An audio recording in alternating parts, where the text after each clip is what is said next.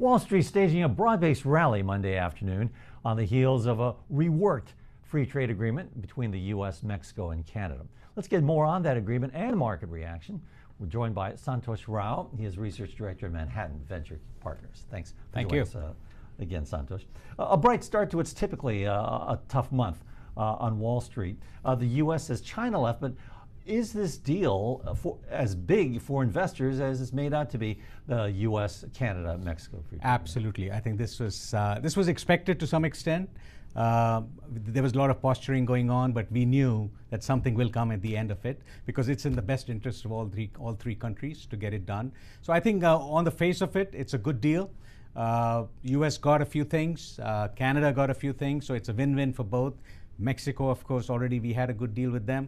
So before this one, so I think net, I think it's a positive. The market is seeing that, but we have to see the details. On the face of it, looks like it's NAFTA 2.0, slight improvement. Of course, they have upgraded it to the digital age that we are in. So I think that's all that is good. There's some improvements on the dairy side. There's some improvements on the auto tariffs. And so I think it plays to each other's strengths now. So I think I'm happy. I think the market is understandably happy. Because the trade situation has really been weighing on investors' sentiment. Of course, we have China left, but with Canada finally agreeing to this is a big weight lifted up. The way it's working out is that I think Canada, Mexico, there's NAFTA deal, and with the European Union, that's a separate basket, and China is separate. I think most of the countries agree that China has not been fair, so I think that's been isolated. So I think the way it's looking, U.S. will settle with everyone, come to some terms with everyone, and China, they're going to deal with them separately and more harshly. Looking at this new, what you call NAFTA 2.0, this newly reworked trade deal, who do you see as the winners and losers? I think in terms of the industries, I see anything dairy farming it's going to be pretty big in the U.S. I guess the farmers, you can say. I see auto suppliers are going to be big because one of the agreements is like a big percentage of the parts have to be made in North America, so that's good. I think overall the industrials will be good, and Canada is a big partner in terms of energy, in terms of everything. I think all that they will have some spillover effect into overall the positive sentiment will flow into everything, and Canada is one of our biggest trading partners. So I would say that a number of industries leading off with farming, autos, and other industrials. And auto parts. We saw a surprise move announcement at General Electric. John Flannery out as CEO after just a little over 1 year. Larry Culp, a board director, will be replacing him. Do you think they gave him enough time? Is this fair, or is the sentiment so bad against him that he had to go?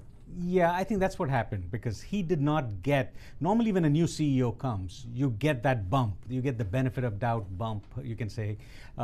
He did not get that, and he had a tough task ahead of him. I mean, the GE was really sinking. We did not know the depth of the problem that GE had. So he came in, but then of course he was part of GE before also in a different capacity. So you can say he was an insider. Maybe that's why the market did not understand or give him the credit, the benefit of doubt rather. So this new CEO is coming in with a clean slate. They've done some write-offs. It looks like they've got some bad news out of the way. So he gets a clean start. So hopefully this will take off from here and divest the industries that are not doing well, stay with the ones that are working. So that's going to take some time, but hopefully they'll give him a little more time than they did the previous CEO, and so we'll see how it plays out.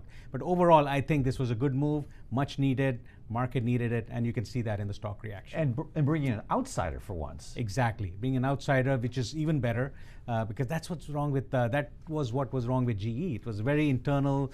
The culture wasn't changing. They needed some new blood, some new energy, some new thinking, and I think that's what they need now. And they need some major thinking, I would say, because they really need to turn this ship around. It's a huge ship. It's going to take a while, and it looks like the CEO has the potential, but we'll wait and see. And lastly, Tesla. Shares are really spiking, up 16% after the electric automaker, met its, or signs suggested it met its production target on the Model 3.